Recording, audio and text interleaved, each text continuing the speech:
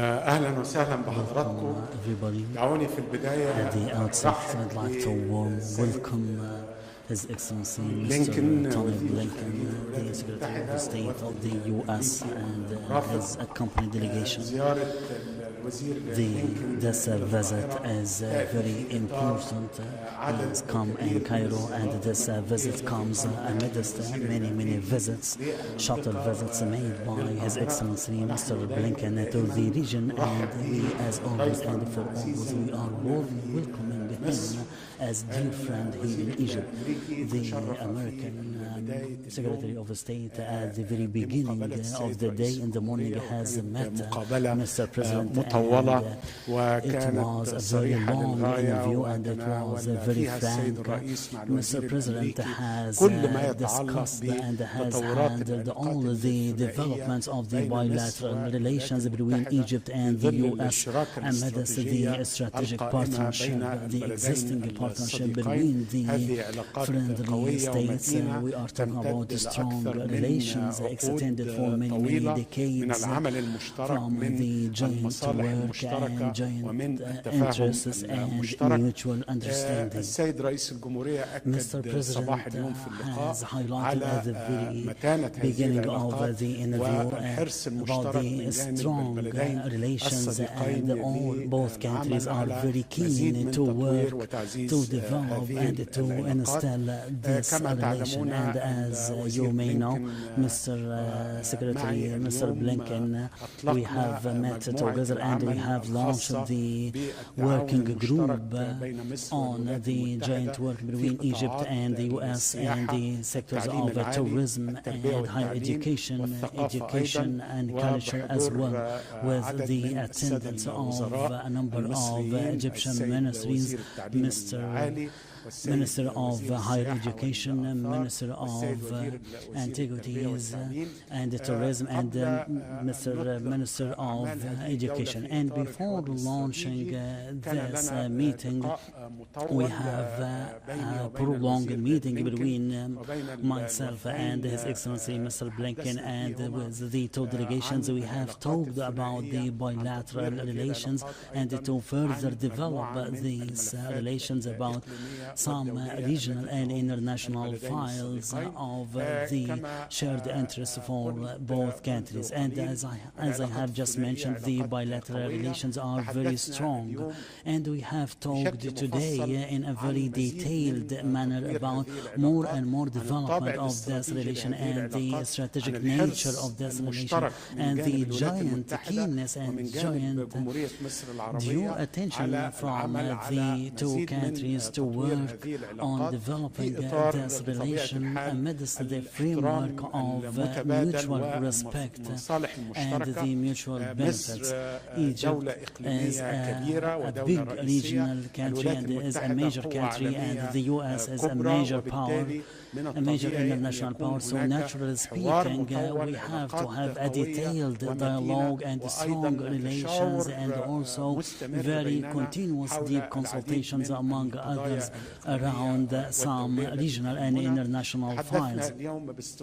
Today we have talked in detail about cooperation in economy and investment, and there are mutual understanding and mutual keenness to further develop these economic relations, and at its heart the American investment, the U.S. investments, and to foster and encourage the American companies to work here in the Egyptian market and to get the best benefits of the mega opportunities offered by the Egyptian economy to these companies. And soon we will talk during the first quarter of the next year about holding the joint U.S.-Egyptian business conference, especially after the holding of the conferences in Washington a couple of days ago. And also we have talked about the trade relations and the importance of further developing the relations, the economic relations, and to increase the trade volume in exports and imports. And also we have talked about the education and higher education. And today, some memorandum of understandings will be signed about the inauguration of 3 branches of American universities here in Egypt. 3 universities will be inaugurated here in Egypt, in addition to the other international universities like Japan, Canada, or Germany, or other international and other countries that are very keen to inaugurate their premises and their headquarters there in Egypt in order to further develop the education here in Egypt. We have also talked about the strong existing relations in the field of education and building of schools, and we are evaluating very evaluating the development of education in this regard. And also we have talked about the tourism sector, which is very important in our bilateral relations. We have talked about the destination, being Egypt is considered a destination for the American citizen, either for the pure tourism or the environmental tourism or the cultural investment or for the coastal tourism. So we have in Egypt many destinations as a tourism and as a touristic destinations, and also we have talked about culture, considering Egypt as the Hollywood of Orient, and like the cinema and the film industries, and also the importance of intensifying the relations between the 2 countries in the cultural arena, considering that the upcoming generations in Egypt and the US do not know too much about the other country, and that's why we hold the responsibility in organizing some and many cultural events that are making the 2 people are closing. Certainly we have talked as well about the relations and the different files, especially the fields, the cooperation in energy, renewable energy, and also the clean energy and the transport, and also the communication. All these files have been opened, and also I have agreed with my dear friend Mr. Tony Blinken that we will have a schedule or a timetable to hold the other working group in the framework of the strategic dialogue in the upcoming period. And also we have talked about the giant commitment and also the giant direction from Mr. President Abdelatty and also Mr. President Joe Biden to develop and to further develop the economic and cultural relations and social ones as well between the 2 friendly countries. And we have talked as well about different other bilateral files. We have talked about the Egyptian and African and Arab candidates for the UNESCO position and the importance of lifting the injustice targeted the Arabic and the Egyptian civilization, to have the Director General of UNESCO from Egypt and from the Arab countries. And we have talked about some other regional files and international files, the dangerous challenges that threaten the safety and the stability of the Middle East and in the African continent and in the Mediterranean, and also in facing the whole world, which impose 2 big countries like the US and Egypt to have open, continuous dialogue. And we have, from my own side, I have talked about the national strategy for human rights and the Egyptian achievements and also the Egyptian efforts exerted in implementing this strategy, because on behalf of myself as the chairperson of the Supreme Committee of Human Rights, not for the satisfaction of any external partner, but for the very benefits of the Egyptian people, and also because the Mr. President of Egypt is very keen to launch this national strategy within the comprehensive concept of human rights, which focuses on the civil, political rights and also the economic rights and the social rights and the cultural rights as well.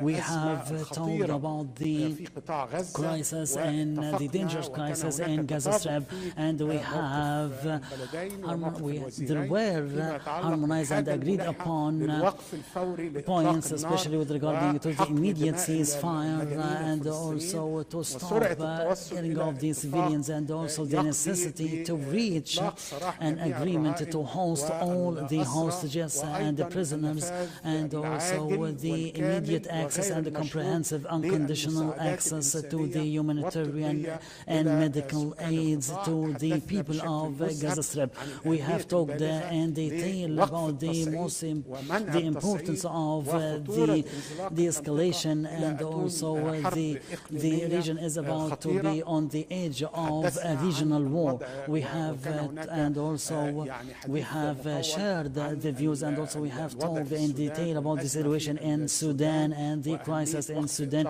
and the importance of achieving a ceasefire, and the importance of providing the humanitarian aids towards the Sudanese people. And I have talked about the importance of not putting the Sudanese army in the same equation with any other partner, and the importance of working on activating the role of the Sudanese institutions in order for the Sudanese state to maintain the sovereignty of Sudan.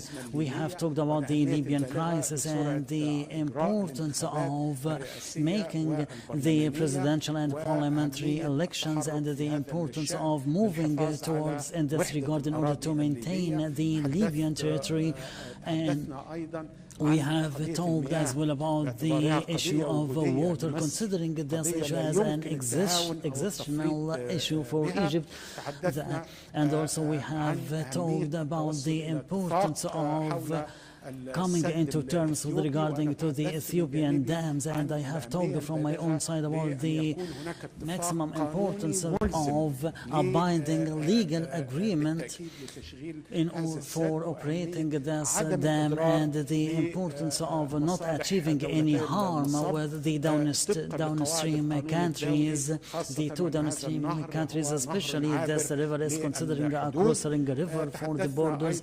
We have talked as well about the Horn of Africa, and the Horn of Africa is suffering from some kind of turbulence, and I have highlighted the importance of maintaining the sovereignty of Somalia, and also we have talked in detail about the countering terrorism, because for sure there is a joint cooperation between the U.S. and Egypt in the field of countering and facing terrorism. There is a joint interest and benefits, and Egypt has a leading experience in countering terrorism as per a very comprehensive proposal which is focusing on all the dimensions of the crisis, including the social and economic welfare, and the stopping of funding of the terrorist activities and terrorist groups, and also to combat the extremism thought. Especially we have many religious institutions, good leading religious institutions, and at the very top the Al-Azhar and the Al-Ifta, and also we have talked about the stabilizations in the Middle East through the importance of evacuating this region from all the mass destructing weapons, especially the nuclear weapons, and we will continue our consultations and our cooperations, and this is a very strong strategic solid relations that achieve the benefits of the two countries based on the mutual respect and based on the respect of the sovereignty of the states, and we have the joint responsibilities to achieve stability in this important region. Again and again, I'd like to warm welcome Mr. Secretary of State, Mr. Blinken in Egypt and his company delegation, and over to you. The floor is yours, sir. Thank you.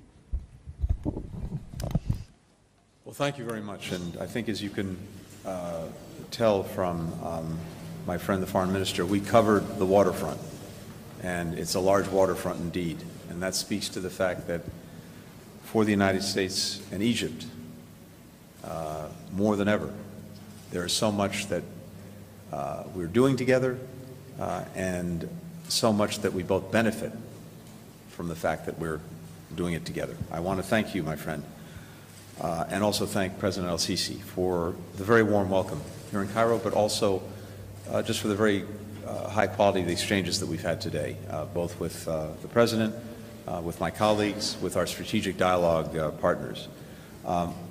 We had this opportunity today to kick off the strategic dialogue, and that really underscores the commitment that both of our countries have to work to continuously strengthen what's been a century-long relationship and strengthen it in a way that's focused on delivering for our people. That's what it's all about. And I really, to you, Badr, want to thank you and thank your entire team for hosting this dialogue and for getting it off to a very good start. We made progress on many of our priorities today, including Egypt's development, its growth, its governance. And I'm announcing $129 million in new funding to support these efforts, from providing hundreds of higher education scholarships to encouraging entrepreneurship among young people to improving rural health.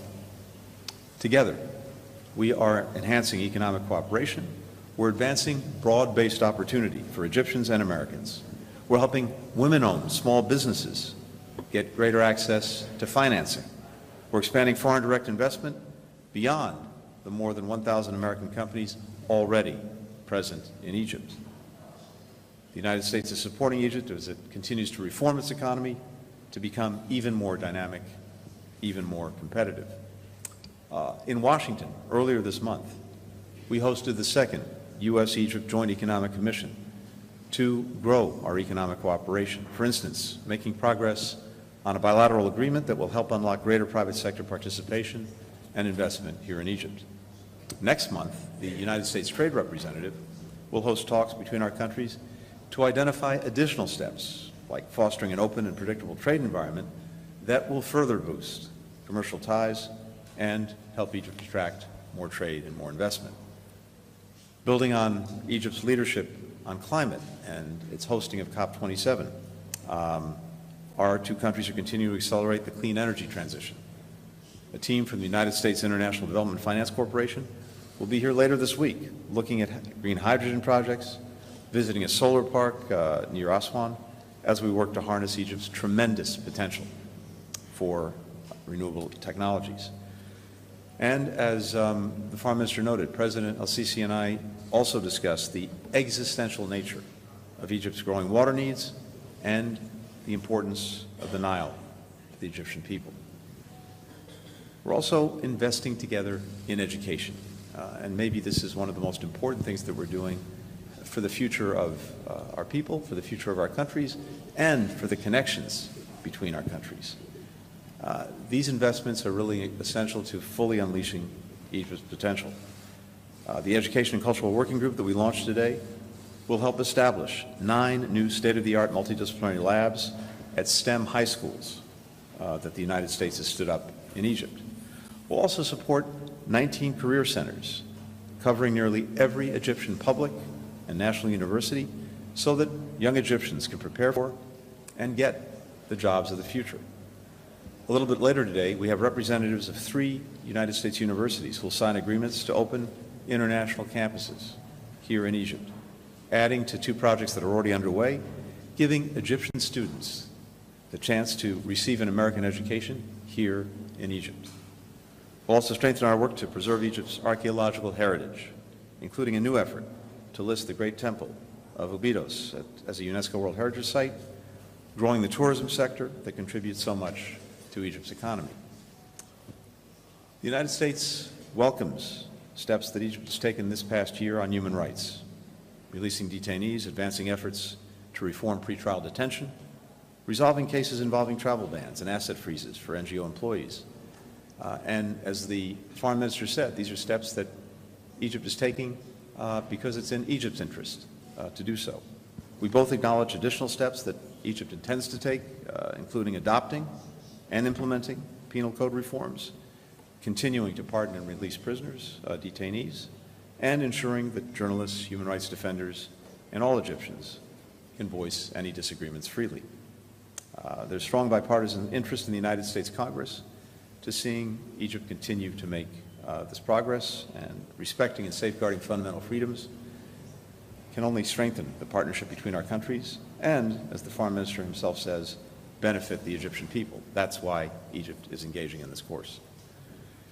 We discussed how we can enhance long-standing security cooperation, whether that's Egypt's major peacekeeping contributions in places like South Sudan, the Democratic Republic of Congo, or, as the Minister mentioned, the fight against ISIS and other extremists in the Sinai Peninsula. Egypt continues to be an indispensable partner in pursuing a ceasefire in Gaza, one that brings the hostages home, that relieves the suffering of the people of Gaza, and creates the foundation for an enduring peace. I thank the President and the Foreign Minister and other colleagues for Egypt's commitment to this work, and we discussed the importance of getting this deal across the finish line, something we'll continue to pursue along with our Qatari counterparts. We all know that a ceasefire is the best chance to tackle the humanitarian crisis in Gaza, to address the risks to regional stability, risks that I know are felt viscerally here in Egypt. In particular, the Houthis' continued attacks on global commerce in the Red Sea, aided and abetted by Iran, are reducing traffic in the Suez Canal, and that's cost Egypt a projected $5 billion in lost revenue. Egypt has been instrumental in addressing the conflict in Sudan, the world's worst humanitarian crisis. Along with our diplomatic partners, Saudi Arabia, the UAE, Switzerland, the African Union, the United Nations, and others, we made progress in Switzerland last month, opening new crossings to allow humanitarian assistance to get to people who need it, and getting the Rapid Support Forces to agree to a code of conduct for its fighters. That progress, however, is now threatened by a new RSF offensive in al-Fasher, already resulting in the deaths and displacement of thousands of vulnerable people. The RSF must take every step to protect the lives of innocents and respect its commitment to protect civilians. The Sudanese armed forces have to halt indiscriminate bombing.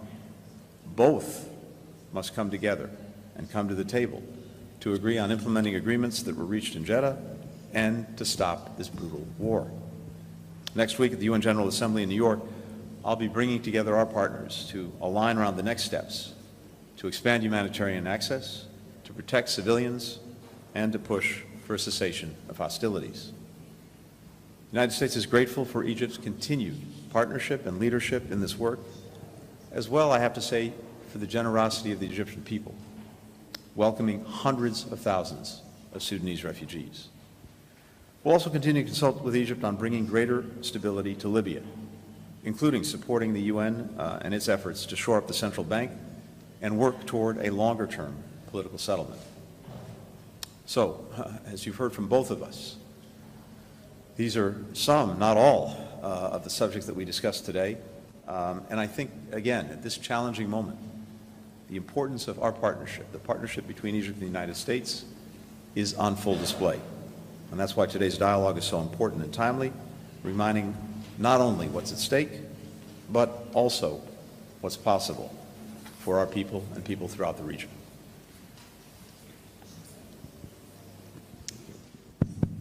هناخد سؤالين لسيادة الوزير وسيادة الوزير الخارجية الأمريكي. سمير عمر سكاي نيوز عربية. سمير عمر سكاي نيوز عربية.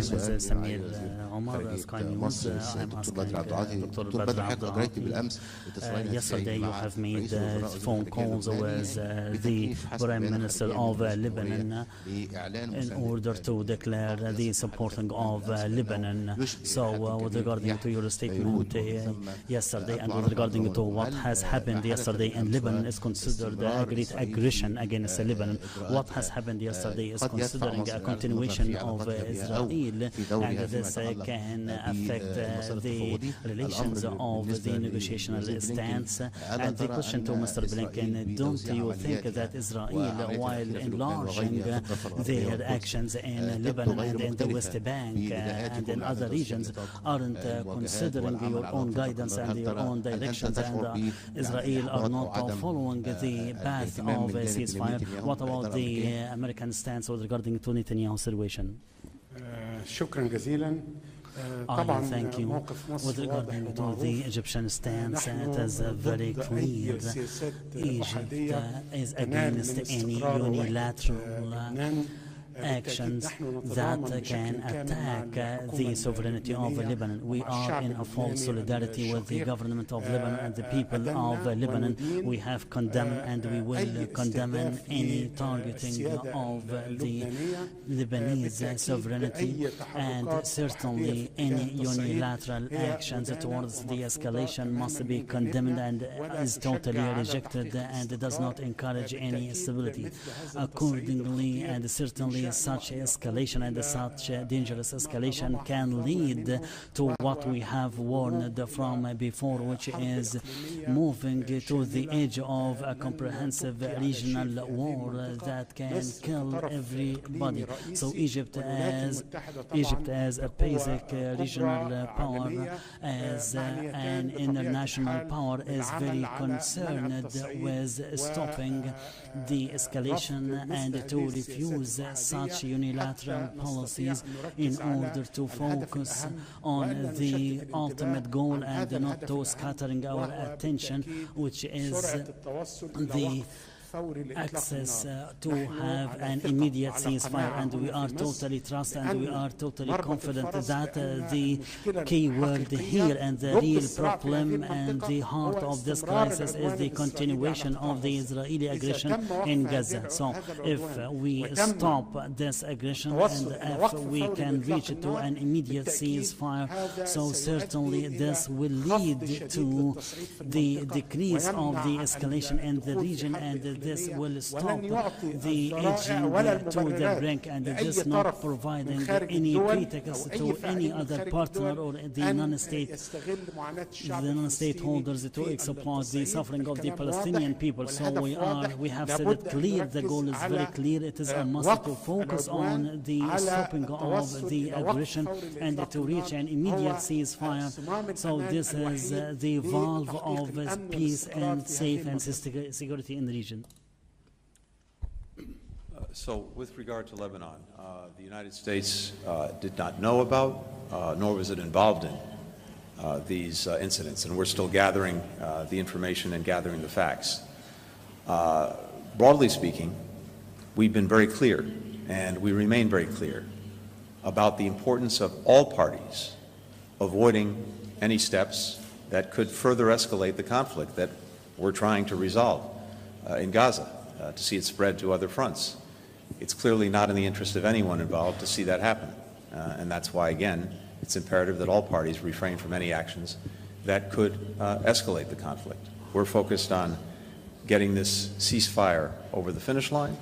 That would also, I think, materially improve the prospects of actually defusing the situation in northern Israel and southern Lebanon, particularly creating an environment in which people have the confidence to return to their homes, the tens of thousands of displaced people in Israel as well as in southern Lebanon. Getting the ceasefire would facilitate getting to that kind of agreement, and that's clearly the best path forward for everyone involved.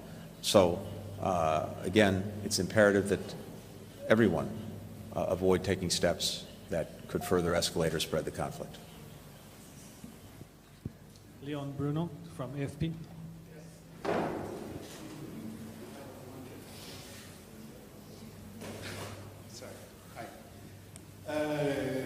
Thank you for doing this, and thank you for your hospitality, Prime Minister.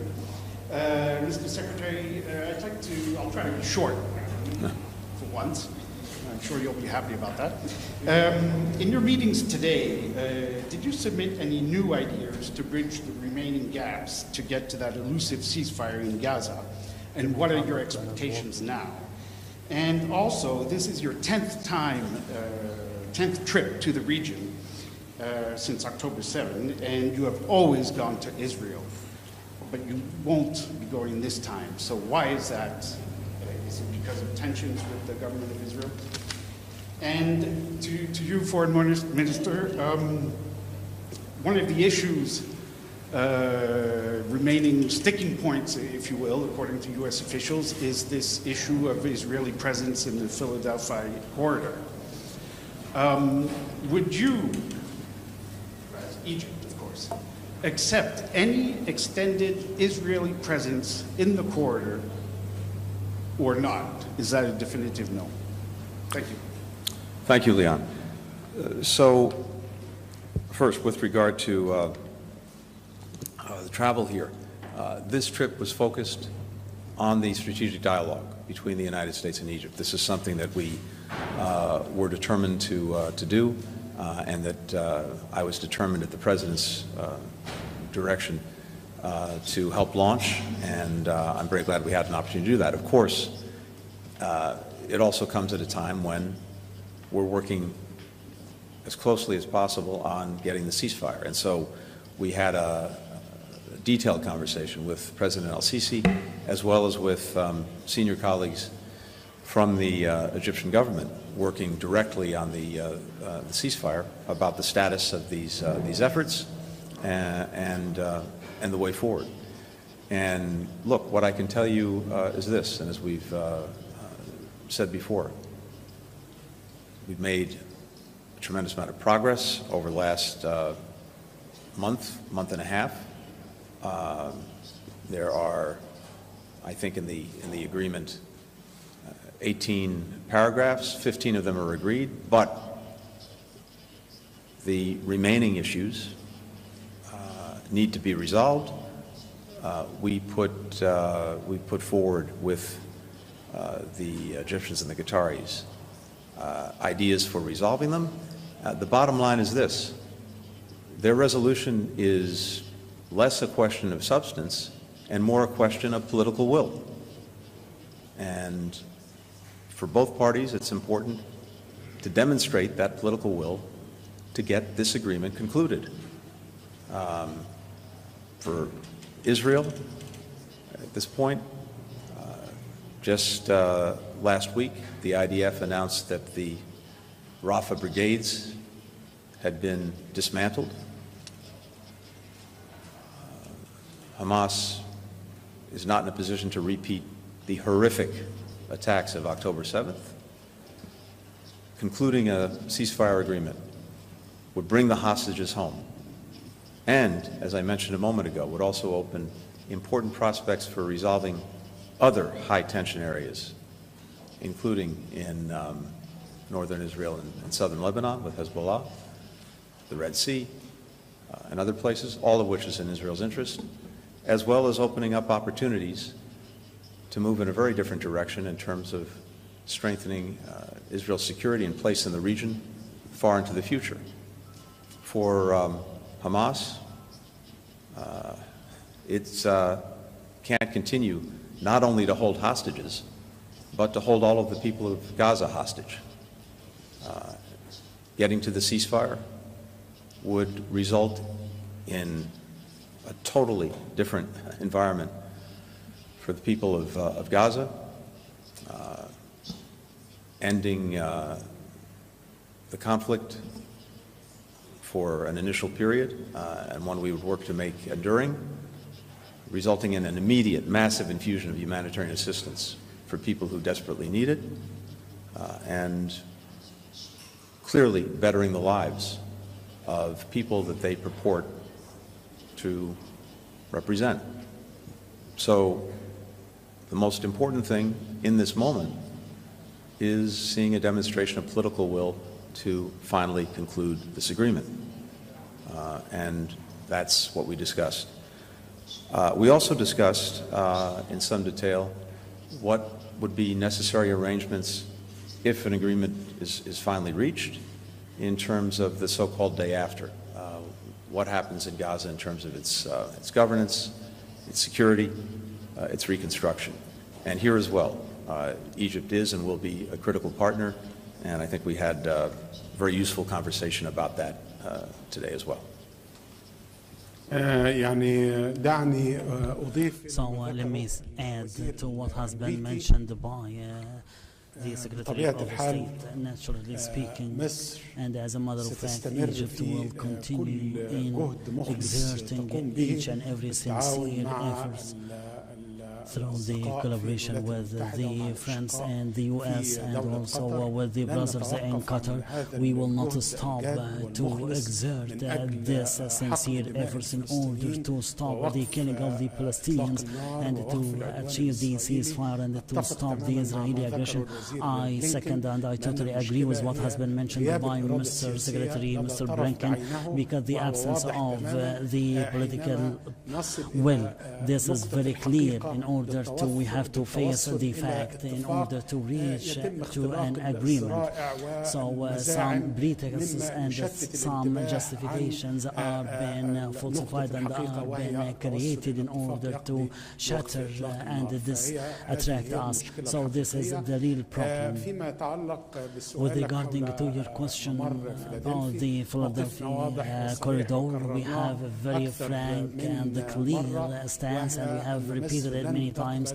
Egypt will not accept any changes to the rules of the work, the existing rules before the 7th of October, especially with regarding to the rules of the operation of Rafah crossing from the Palestinian side and the total rejection of any military power on the crossing borders, and this is a very frank and clear Egyptian stance. Thank you. Basant Mustafa, Middle East News Agency. My question to Mr. Badr Abdelatty, Your Excellency, you have discussed today the situation in Gaza. To what extent you have reached, especially with regarding to the Egyptian-Qatari mediation to achieve the ceasefire and to put an end to the humanitarian suffering from an almost 1 year. As you may know, and as all of you may know, the efforts are still exerted and there's intensified communications, and again the problem, as mentioned by the U.S. Secretary of State, the problem is not in the content or in the essence. The problem is in the absence of the political will to reach to this important binding agreement. So we cannot bet on the future of the stability of this important region in the Middle East as a reason or as a justification for the absence of the political will for any partner. So we will continue in the exerting of our efforts, and we will continue the communication with our friends in the U.S. in order to continue the achieving a pressure and exerting the efforts in this regard in order to be able to reach to this agreement, which will be very decisive and will be important in order to arrange for the next day after war and to talk further about the stability in the region, and also to talk about the political horizon, and also to talk about the necessary situations in order to build the Palestinian state, and also to talk about the providing of huge humanitarian aid. It's not acceptable to use the Hungary as a tool against the Gaza people. Can you imagine that this is happening in the 21st century under the ears and under the eyes of all the people? So we will continue in our sincere efforts side by side with the US and also with أن نصل إلى هذه النقطة وبما يضمن الاستقرار والرفاهية في هذه المنطقة الحيوية من العالم. Kylie Atwood, CNN.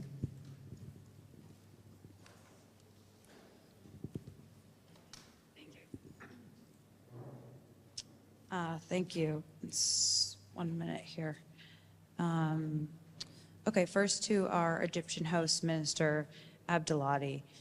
Do you believe that Hamas is still committed to the ceasefire and hostage talks? And if yes, how do you know that?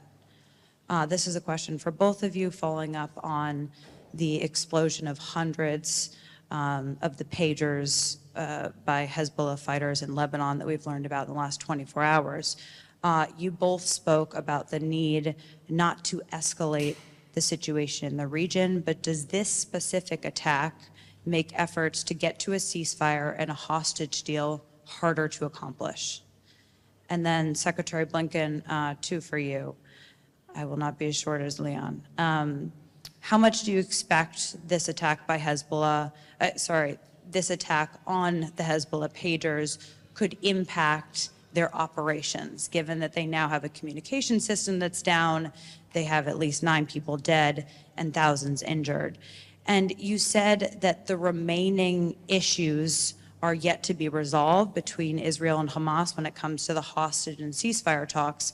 But what has changed for us? Can you help us understand? Earlier this month, U.S. officials are saying that the U.S. was going to put a new proposal on the table within days, and we haven't seen that. Do you need to see a demonstration of political will from both sides that you just spoke to before putting that new proposal on the table? Thank you. شكرا جزيلا. فيما يتعلق بالسؤال الأول، طبعا مصر تتعامل مع حماس كفصيل وطني فلسطيني، ومن اتصالاتنا المستمرة والدورية مع حماس هم يؤكدون بما لا يدع مجال للشك التزامهم الكامل بالاتفاق والتفاهمات التي تم التوصل إليها في 27 مايو الماضي، وأيضا بالتعديلات التي وردت في ورقة الثاني من يوليو الماضي. هناك التزام من جانبهم بما تم التوصل إليه من تفاهمات في هاتين الورقتين في 27 مايو وفي 2 يوليو، وهذا هو ما يتم نقله لنا بأنهم ملتزمون تماما بما سبق التوصل إليه من تفاهم في هاتين الورقتين. بالنسبة لما حدث بالأمس في لبنان، بطبيعة الحال أي تصعيد بما في ذلك ما حدث بالأمس هو بالتأكيد يعرقل ويضع حجرات عثرة أمام التوصل إلى اتفاق لوقف إطلاق النار وصفقة تضمن إطلاق سراح الرهائن والأسرى. بالتأكيد هذا ما حدث لا يعرقل فقط المباحثات الجارية، ولكن أيضا يحمل نذر الدخول في حرب شاملة. كما ذكرت، هناك احتمال لوقوع أي خطأ من هنا أو هناك قد يؤدي إلى الولوج إلى حرب شاملة في المنطقة، وهذا أمر خطير للغاية. لذلك أهمية وقف التصعيد، أهمية التوقف عن أي سياسات أحادية، أهمية التوقف عن سياسة الاغتيالات، كل هذه السياسات مدانة ومرفوضة في آن واحد. So, Carly, we're still gathering information. We're still gathering the facts. I can't tell you in this moment what impact this will have. I certainly can't speak to what impact it might have on Hezbollah and its operations. That would demand other expertise. And again, it's also necessary to fully understand what's happened, and we're still in the process of doing that. One of the hallmarks, if that's the right word, of this effort, this extensive effort by the United States, Egypt, and Qatar to get to a ceasefire, to be the mediators, and to get it across the finish line, one of the hallmarks has been that it's a complicated process, and even the communications involved are complicated for obvious reasons, so things take time. And time and again, we've seen that in the intervening time, you might have an event, an incident, something that makes the process more difficult, that threatens to slow it, stop it, derail it. And anything of that nature, by definition, is probably not good in terms of achieving the result that we want, which is the ceasefire.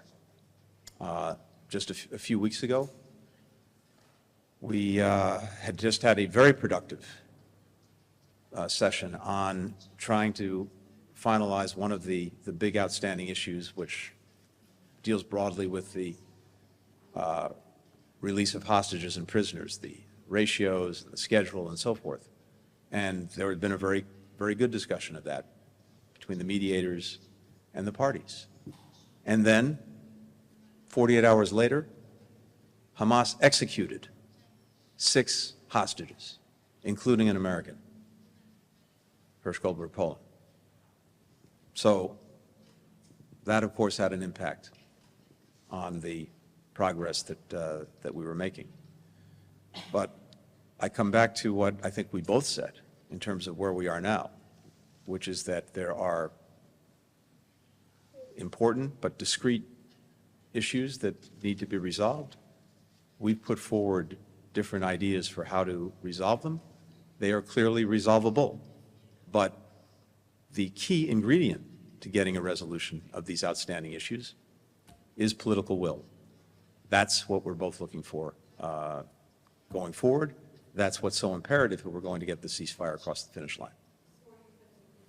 Table, you have to see political will demonstrated in some way? No, we put our ideas on the table, and again, there's a process in going back and forth, getting reactions, getting responses, or sometimes not getting responses. But I think well, I don't want to speak for my friend, but I think as we see it, what's missing in this moment to get this across the finish line is clear political will. If that will is present, this agreement gets done.